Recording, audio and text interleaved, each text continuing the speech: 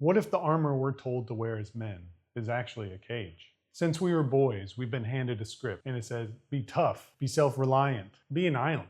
We're told that's resilience. But what if that's a lie?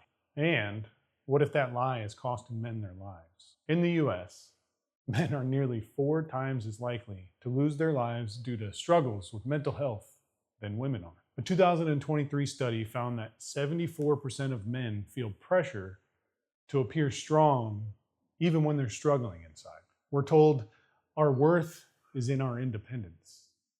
But the reality is, many men feel like no one really knows me. That isolation isn't strength. It's a slow erosion of the soul. Hold on.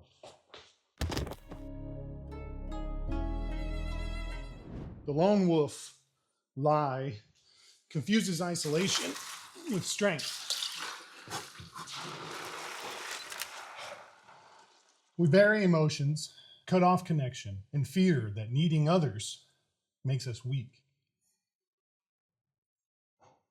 But the strong, silent type, often he's the man, quietly falling apart inside. The armor we put on to protect ourselves becomes a prison. But here's the thing. We're meant to wear armor, just not the kind the world sells us. Hold up.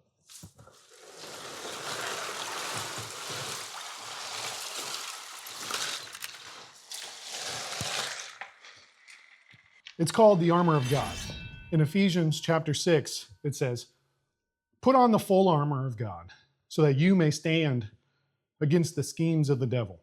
This armor doesn't isolate you. It equips you. It equips you to stand firm and lead with courage. This armor frees you to protect, to guide, and to love deeply without fear.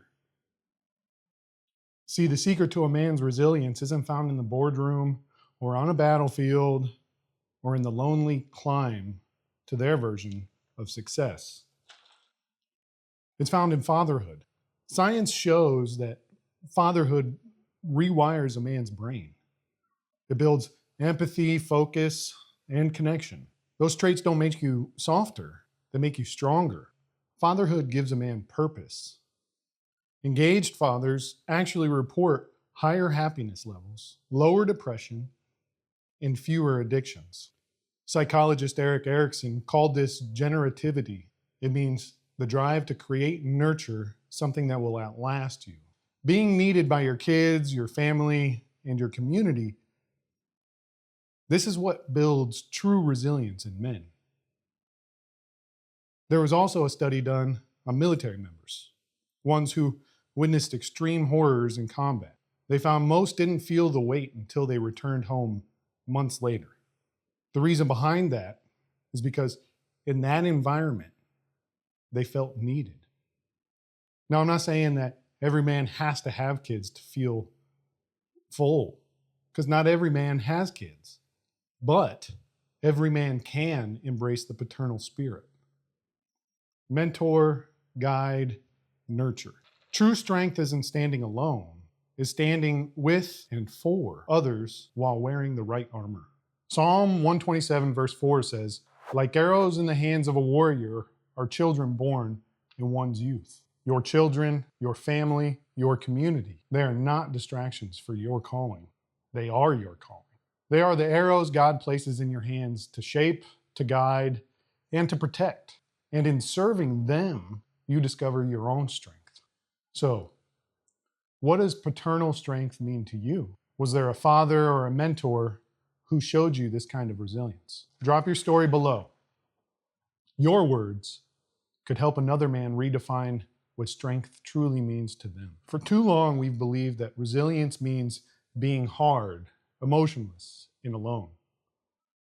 But the truth, the real secret to a man's resilience is actually found in his capacity to care. Fatherhood and the paternal spirit build empathy, purpose, and deep lasting strength. Resilience isn't armor that keeps the world out either. It's putting on God's armor to help you step in. All right, day 179 down. Remember, be kind, be great, dial it in, and most importantly, keep on sending it. Fun fact, Did you know that when a baby is born, a dad's brain actually shrinks in some areas? Sounds crazy, but it's true. MRI studies show that the first time dads lose gray matter and parts of the brain tied to self-focus, so they could focus better on their family.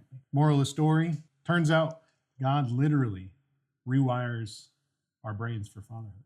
So if you ever forget where you put your keys, don't worry. It's just your brain upgrading for the next mission. All right, I gotta go find my wallet. It's Clint's butt cheeks time.